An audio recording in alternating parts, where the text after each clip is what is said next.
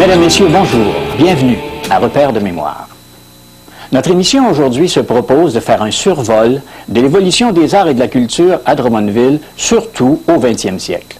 Et c'est ce qu'on verra, c'est-à-dire que ça va nous permettre de vérifier bel et bien qu'en 1900 et autour des années 1900, au début du siècle, il y avait aussi une vie artistique et culturelle à Drummondville, et que cette vie artistique et culturelle va se développer tout au long du siècle et va finalement recevoir une impulsion tout à fait formidable lorsque le Centre culturel en 1967 sera inauguré. Et depuis lors, elle se développe constamment. Alors, dans les minutes qui vont suivre, allons vérifier ce qu'il en est des arts et de la culture à Drummondville. Les premiers journaux de Drummondville nous montrent que dès le tout début des années 1900, les Drummondvillois ne rateront pas les occasions de s'offrir des spectacles de tous ordres, dans diverses salles d'églises ou d'écoles ou ailleurs. Par exemple, lors de la bénédiction des cloches de l'église Saint-Frédéric en 1924, on présentera l'opéra comique Les cloches de Corneville, qui sera d'ailleurs repris une douzaine d'années plus tard. Très tôt, des cinémas ouvriront, que l'on désignera sous le nom de théâtre. Ce seront d'abord, dans les premières décennies du siècle, les théâtres Royal et Rialto. Le premier érigé sur la rue Hériote, juste à côté de la voie du Canadien national, le second sur la rue Cockburn, entre les rues Brock et Lindsay. Ce seront ensuite coup sur coup, en 1937, le Drummond et le Capitole, qui se verront rejoints au milieu du siècle par le Royal, le Riviera et le Quartier. De fait, en 1953, Drummondville comptera 5 salles pouvant accueillir de 6 à 700 personnes, voire plus. Et dans ces salles, bien sûr, on projetait des films, mais on présentait également des concerts, des pièces de théâtre, des chorales, des musiciens, des chanteurs. Pourquoi se gêner? Même l'aréna de la rue des Écoles n'hésitera pas à accueillir en 1946 une déjà grande vedette de la chanson française. En fait, à Drummondville, les années 40 à 60 seront des années relativement fastes au point de vue artistique et culturel, et spécialement au chapitre de la danse, des chorales et des concerts. 3 chapitres sur lesquels nous avons demandé à Mme Germaine Morin-Proux de faire quelques lumières. Bien sûr, Mme Morin-Proux nous parlera d'abord de la danse, c'est sa spécialité. Mais elle saura bien nous diriger ensuite vers les 2 autres horizons. Tout cela dans les 2 minutes 30 que nous lui avons accordées. On voulait beaucoup de la danse classique, on était très avant-gardiste parce que la danse était péchée dans le temps. L'Académie de ballet était la plus ancienne institution culturelle de la région de Drummondville et de la région, et même au Québec, parce que dans toutes les régions du Québec, il n'y avait pas de danse. 2 écoles seulement à Montréal, il n'y avait pas les grands ballets. Madame Chériaef n'était pas là, Toronto n'était pas là. 3 jeunes, Thérèse Rinquette, Bertil Lachance et moi, nous voulions de la danse classique. Nous avons travaillé ensemble 2 ans et j'ai pris la direction en 1948. Mais c'était difficile, ça a pris 20 ans. Et là, ça a débouché, puis ça a bien fonctionné. Puis nous entrons dans la 55e année. Madame Morin-Proux, qui a fait plusieurs recherches sur le sujet, peut discourir longuement sur les chorales et les ensembles musicaux qui ont marqué la période 1915 à 1950-1960. Retenons certains de ses propos, en commençant par une courte anecdote concernant la chorale mixte de l'église Saint-Frédéric.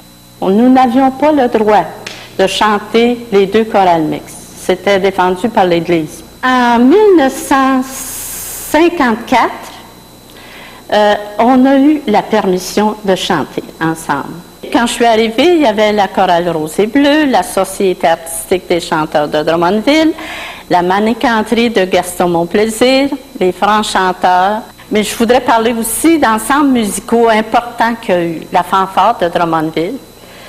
Et il y avait aussi l'ensemble de Ben Wagner, qui avait un ensemble symphonique avec une chorale.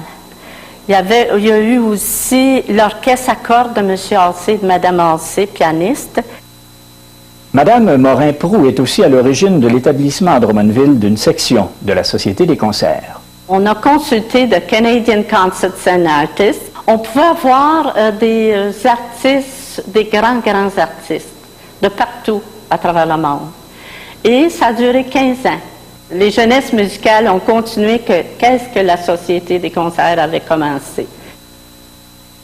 Très tôt, on l'a dit, à Drummondville, il y a eu des journaux. Effectivement, en 1901, il y avait un journal qui s'appelait La Justice, qui a été publié jusqu'en 1905-1906 parce qu'il y avait des interruptions de publication. Également, le journal Le Présent, de 1912 à 1914. Il y a eu, bien sûr, et ça, ce sera l'institution drummondvilloise quand on parle de journaux, le journal La Parole.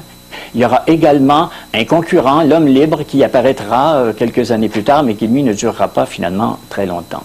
Et il y a plusieurs autres journaux qui vont également faire leur apparition dans les années 60-70. Je parlais de La Parole comme institution. Eh bien, nous allons demander à M. Jean-Claude Bonneau, directeur de la rédaction de cet hebdomadaire, de nous en tracer un cours historique. La Parole est née en 1926. Les premières copies ont sorti à l'occasion de la fête de Pâques en avril 26. Alors, il y a eu M. Duguay et M. Fortin qui ont été les fondateurs. Ensuite, je pense que ce sont les frères Veilleux qui se sont portés acquéreurs de La Parole autour des années 40. Et par la suite, eh bien, les frères Veilleux ont vendu à M. Jacques Franqueur d'Unimédia. La transaction s'est faite en 1973. Et depuis ce temps-là, eh bien, c'est Unimédia qui est propriétaire des journaux, autant La Parole que l'Express à Drummondville. Il y a eu plusieurs endroits, il y a eu plusieurs locaux qui ont abrité les bureaux de La Parole. De mémoire, la première place, c'était, les gens vont sûrement se souvenir de la soirée Camille sur la rue Hériot, angle Hériot et des Forges. Ensuite, un petit peu plus tard, La Parole a déménagé au 400 de la rue Hériot, où se trouve aujourd'hui le Collège d'affaires Ellis. On est resté à cet endroit plusieurs années. Moi, je me souviens, je suis entré en 67 à La Parole, on était situé là. Et quelques années plus tard, on a déménagé aux éditions graphiques, aujourd'hui connues sous le nom de Transcontinental, l'entreprise qui est située le long de la Transcanadienne. Et autour de 73, si ma mémoire est bonne, on a déménagé sur le boulevard Saint-Joseph, dans une maison qui appartenait à M. Nadeau. Et ensuite, on a déménagé une seconde fois dans un autre bloc appartenant à M. Nadeau. Et plus récemment, il y a environ 6 ans, eh bien, on a aménagé ici dans de nouveaux locaux, dans une bâtisse complètement neuve qui a été érigée selon nos spécifications et, pour accueillir les deux journaux, autant La Parole que l'Express. Des médias écrits, passons maintenant aux médias électroniques. En fait, la première station radiophonique à Drummondville, CHRD, ouvrira ses portes en 1954 dans un édifice situé sur la rue Lindsay, face de biais au cinéma Capitole. CHRD déménagera en 1965 sur la rue Hériot. Et CHRD va également ouvrir un poste FM qui va s'appeler CFDM FM. Et bientôt, un concurrent se mettra en lice. Il s'agit de CKRV, qui, elle, sera ouverte en 1975, mais ira de difficulté financière en difficulté financière et devra fermer ses portes carrément en 1980. Bien sûr, on ne peut oublier la présence actuelle de CJDM FM, qui fait les belles heures des radiophiles d'aujourd'hui. Mais CHRD n'a pas abandonné pour autant. CHRD s'est transformée, elle aussi, en station FM. Et les deux se mènent une lutte à finir, sans doute. Autour maintenant de médias télévisés. C'est, comme un peu partout dans les petites villes québécoises, c'est la télé communautaire qui va ouvrir ses portes à Drummondville en 1972. C'était une union de la Société nationale des Québécois et de la télévision sur câble qui s'appelait TV Drummond Incorporée. Cette télévision communautaire sera bientôt affiliée non plus à TV Drummond, mais à Câble-Estrie, en fait, qui en prendra la grande part. Et Câble-Estrie mènera son petit bonhomme de chemin. Disons au passage que c'est en juillet 1975 que les séances du conseil municipal seront télévisées pour la première fois. Et c'était peut-être pas une primeur à l'échelle québécoise, mais quand même, Drummondville était, a-t-on dit à l'époque, la deuxième ville québécoise à permettre la télédiffusion de ces débats du conseil municipal.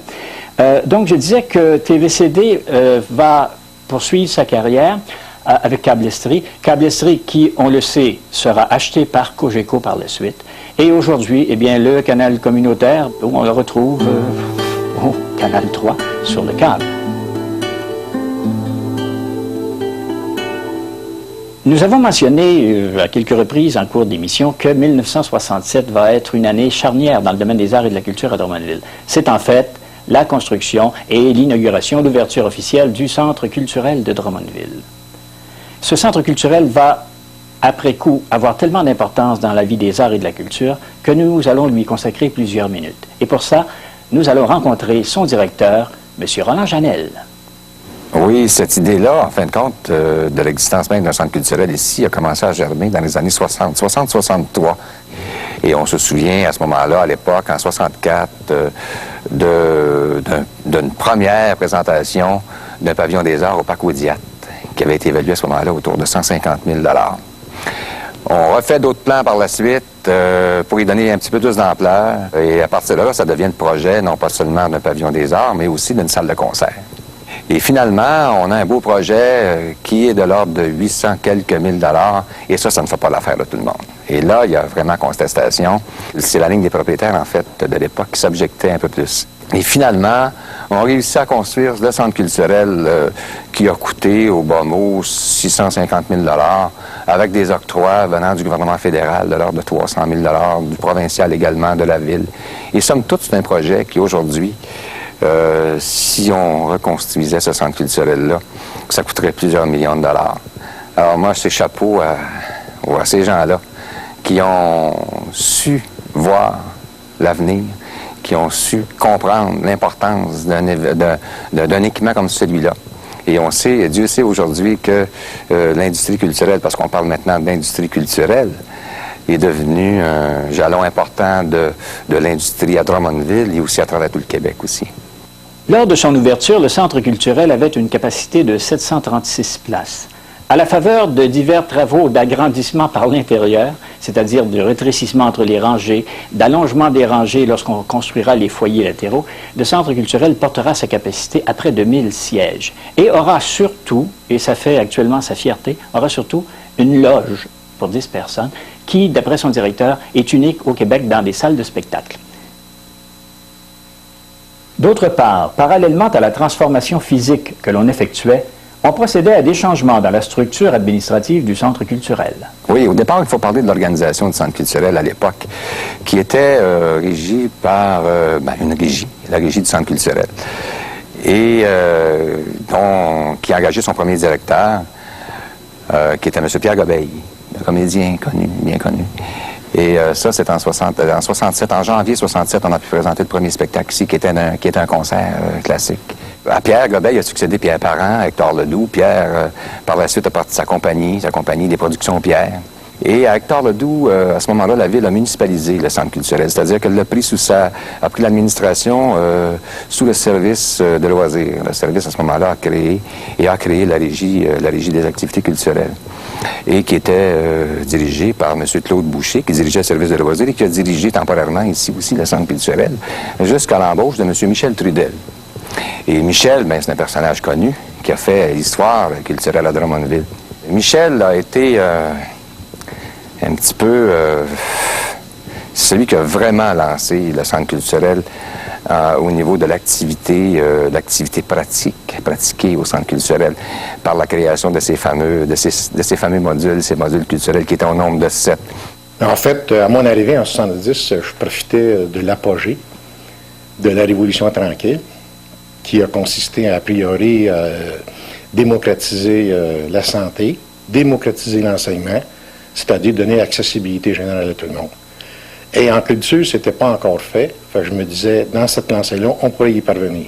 Et dans cette flambée de démocratisation-là, on est arrivé à former des comités dans les 7 arts, en sciences pures, en sciences humaines, et en sciences pures et appliquées en sciences humaines, et en animation communautaire.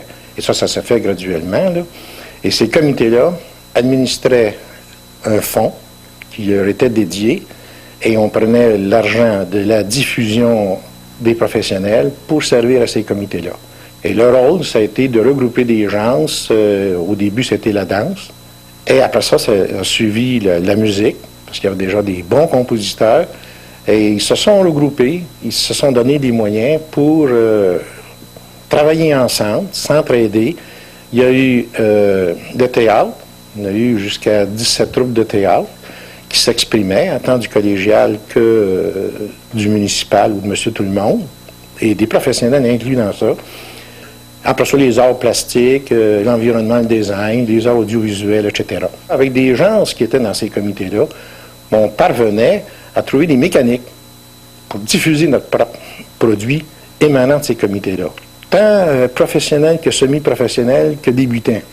Et de là, nous sommes parvenus à créer des maxi-danses, c'est-à-dire tous les groupes de danse s'exprimaient sur scène, ils gardaient les revenus de ça, moins les frais fixes. C'était la même chose pour la musique, le théâtre. En art plastique, on a fait circuler des professionnels locaux à travers le monde, aidés évidemment par le ministère des Affaires culturelles.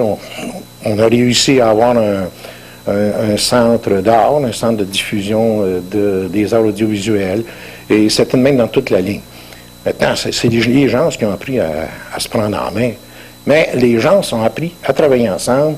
Ils se sont donné des moyens d'expression, puis ils ont assuré une présence à l'étranger, ce qui était très important.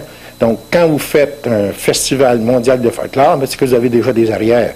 Vous pouvez avoir des moyens et des mécanismes, du moins pour aller intéresser des gens, puis emmener des gens chez vous, et d'autres mécanismes pour faire comprendre au milieu que une culture, c'est une manière de vivre, puis regardez comment on exprime ça dans différents pays. On sait que Drummondville, c'est typique. C'est sûr qu'avec le plus haut taux de pénétration de médias au Québec, comme on vit, on réussit quand bien même à montrer qu'on existe. Et je pense que ces comités-là ont été le départ de l'expression globale. Quand on pense à l'exportation, quand on pense à nos professionnels en art et en sciences qui sont nés à Drummondville, même s'ils travaillent ailleurs, mais qui sont nés de ces fameux comités-là. Manifestement, tant M. Janel que Trudel ont un souvenir heureux de la période des comités. Et manifestement aussi, ils ne sont pas les seuls. Il y avait enfin toutes sortes d'initiatives qui provenaient de la base puis qui envahissaient, si je peux dire, les lieux culturels, comme ici le centre culturel où on fait l'entrevue, ou d'autres endroits pour exprimer leur point de vue puis leur montrer leur production finalement à tous et à chacun. C'était des initiatives qui avaient beaucoup là, en théâtre, en photographie, en peinture, en musique, dans toutes sortes de choses, finalement, dans les années 70, qu'on a moins un petit peu là, au début de l'an 2000, finalement, à Drummondville, parce que les choses se sont institutionnalisées davantage. Ça a été très fructueux. Ça a duré 10 ans, là, en action, les comités.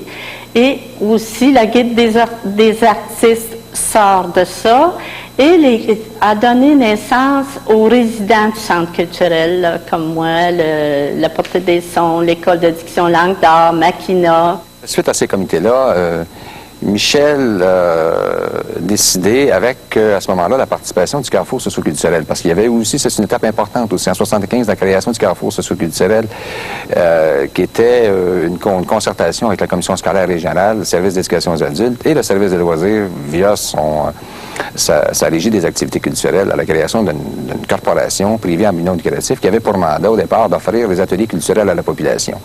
Et en 1976, on a ajouté un volet spectacle. Et moi, j'ai été engagé à travers à cette époque-là.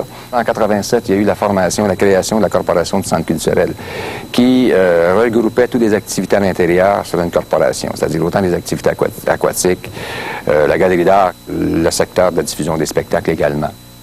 Et depuis ce temps, moi, je dirige cette corporation-là depuis 1987.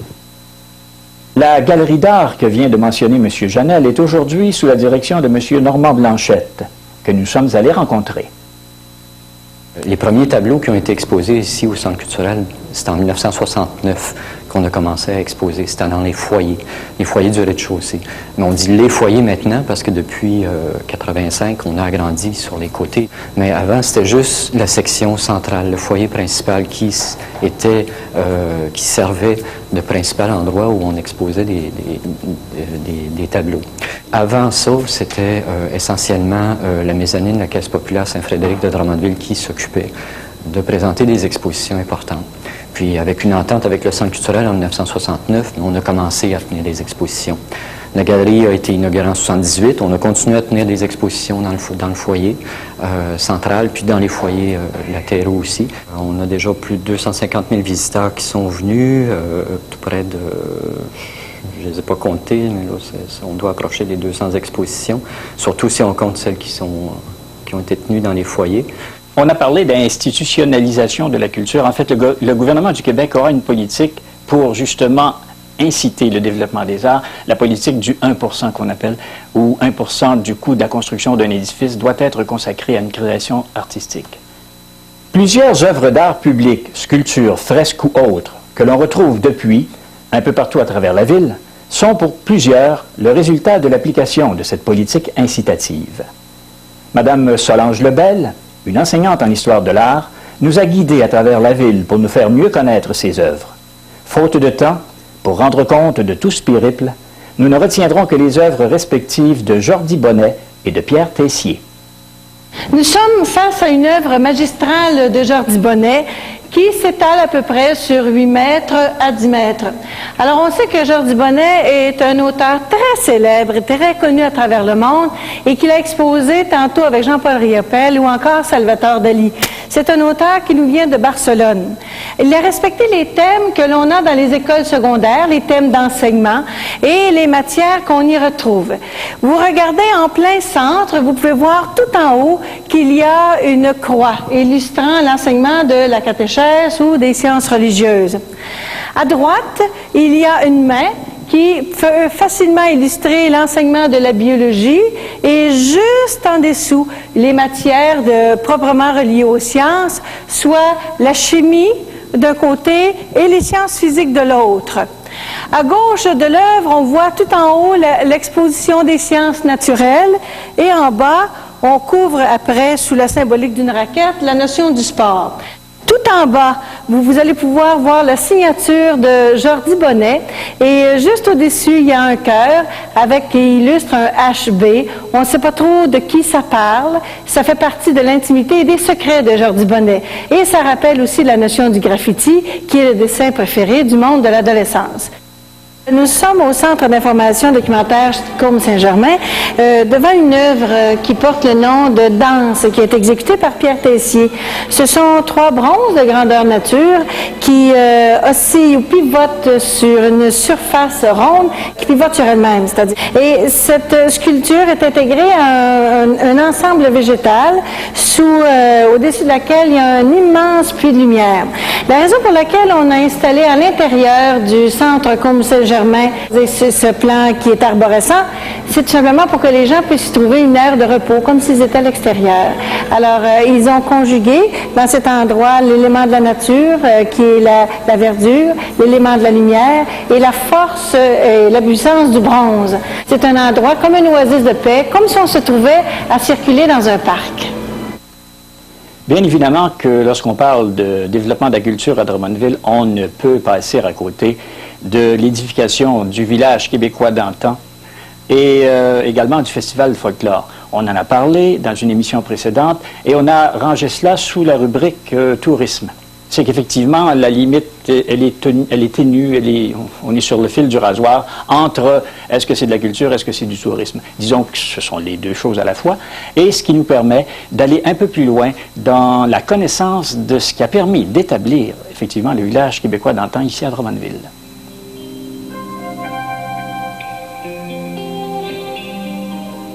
Quoi qu'il en soit, tout cela n'a que peu d'importance lorsque vient le temps d'évaluer tout le temps et l'énergie qui ont été requis pour réaliser de telles choses. Car il en aura fallu des gens décidés pour que soit créé de toutes pièces, sur la rive droite de la Saint-François, un village du siècle dernier tout entier reconstitué, avec son église, ses maisons, ses boutiques, son pont couvert, ses rues, avec son boulanger qui s'empresse d'aller porter le pain sortant du four, son vieux notaire et son apothicaire qui devisent gentiment dans l'embrasure d'une porte, pendant que dans la maison d'à côté, une dame, assise à son rouet, file la laine. Il en aura fallu des visionnaires et des administrateurs opiniâtres, des bénévoles empressés, de 1000 à 1500 en fait, pour rendre possible chaque année la présentation de cette magnifique fête de la fraternité qu'a été le Festival mondial de folklore et qu'est désormais le Mondial des cultures. Ça vaut de la Lorraine et de tous les pays, vous passerez à peine et nous aurons compris. Autour cours des années 1980, Drummondville s'ouvre réellement sur le monde, à la faveur de pactes d'amitié, de pactes d'échange entre les villes européennes. Ce sera d'abord la ville de La Roche-sur-Yon en France en 1981, la ville de Braine-l'Alleud en Belgique également. Et de ces échanges, bien sûr, naîtront de nombreuses traversées transatlantiques entre les trois pays concernés. Et ces traversées permettront à des étudiants, à des adultes, à des aînés de faire participer à toutes sortes de programmes d'échange. Mais ce que cela permettra, entre autres, c'est la réalisation d'une série télévisée par la télévision locale. Ça peut paraître curieux qu'une télévision locale aille jusqu'en France, précisément à La Roche-sur-Yon pour tourner, mais la problématique était toute trouvée, c'est-à-dire qu'il s'agissait pour cette équipe de la télévision locale de nous faire connaître notre ville jumelle de La Roche-sur-Yon. Bien sûr, au domaine des échanges, il y a aussi l'Association Québec-France qui sera fondée en 1977 et laquelle Association Québec-France continue encore de nos jours à recevoir constamment des gens de France. Ces divers jumelages, ces divers pactes d'amitié se traduiront aussi par des échanges d'emplois d'été entre les étudiants de France et de Drummondville. Oui, effectivement. Depuis quelques années, la ville a un échange avec La Roche-sur-Yon et Drummondville. Alors, tout bientôt, dans quelques jours, début juillet, on recevra cette année ces 2 Français qui viennent ici pendant plusieurs semaines, soit à peu près jusqu'à la fin août, pour pouvoir voir le fonctionnement de la bibliothèque. Et c'est ceux qui sont en stage, donc ils vont aussi apprendre, ils vont s'ajouter au personnel déjà permanent ici pour faire le tour des différents services et arriver chez eux avec ayant quand même fait un exploratoire beaucoup plus large sur leur connaissance au niveau de milieu bibliothèque. Nous voici rendus au terme de notre émission sur les arts et la culture. Dans ce domaine, probablement plus que dans tout autre, nombreux seront ceux qui regretteront que nous n'ayons pas parlé de tel ou tel artiste, de tel ou tel groupe de théâtre, de tel ou tel ensemble folklorique. Mais c'est la loi du genre. Nous avons prévu une série d'émissions qui fait un survol d'une grande période historique et nous ne pouvions ni ne voulions finalement aller dans les détails. La semaine prochaine, les activités de plein air et les sports à Drummondville de 1900 à nos jours. C'est un rendez-vous